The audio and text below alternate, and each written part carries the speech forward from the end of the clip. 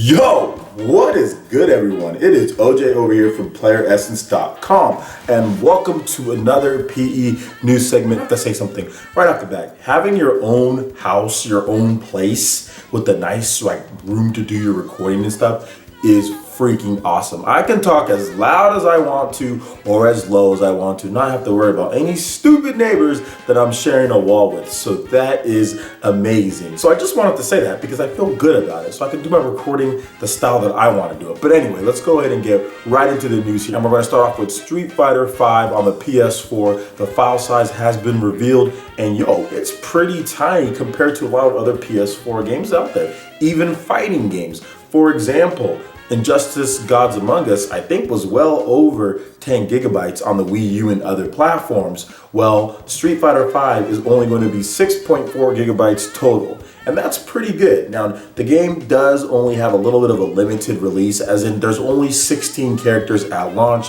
There's going to be an additional 6 characters launched throughout the rest of the year, but I doubt those characters are even going to be that big. So 6.4 gigabytes is not too bad as far as space goes, and as many of you guys know, if you don't have the 1 terabyte model, that 500 gigabytes they give you is already chomped up down to like 300 something based on the OS. So space is of the premium, especially if you like to download your games digitally. So that's good that Capcom and Sony were able to keep the file size low. I'm pretty sure they did some compression stuff here and there because Street Fighter V's 1080p graphics, 60 frames per second, looks amazing. And speaking of things amazing, we have a Nintendo eShop sale for indie titles. Starting on February 11th, Nindies Love Sale, officially titled Nindies Love You Sale, will be going down, like I said, February 11th. And it's obviously Valentine's themed, and there's going to be a number of indie titles on sale. Some of the highlights for North America, because it's actually broken down from each region as far as what games. There's a couple different games depending on what region you live in.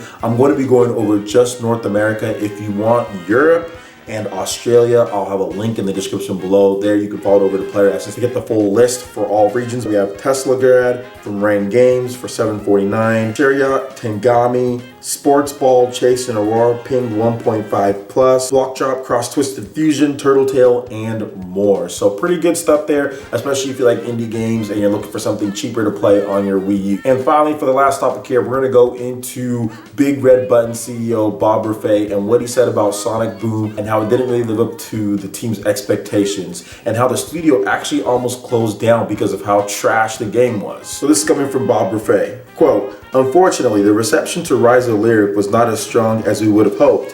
This industry really is punishing if you don't have a product that performs well. We nearly closed the studio.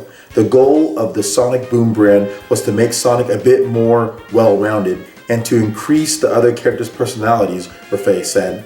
He explains Sega and Big Red Button came together as different entities to really define what the Sonic brand was about and to create a consistent vision for how the character would interact with a strong supporting cast. This is something he is proud of. Well, I guess if there's anything to be proud of for that game, it is that. They do have some personalities. They do have a show that I guess did okay on Cartoon Network. But the overlying factor with this whole thing is that this game was so bad. Like, this was horrible. I usually keep all the games that I buy. I usually don't sell a game even if I don't like it or I think it's bad. But Sonic Boom Rise of Lyric is something that I didn't want around my daughter. I didn't want around my family. I didn't want that game in my presence. I got mad every time that I looked at it.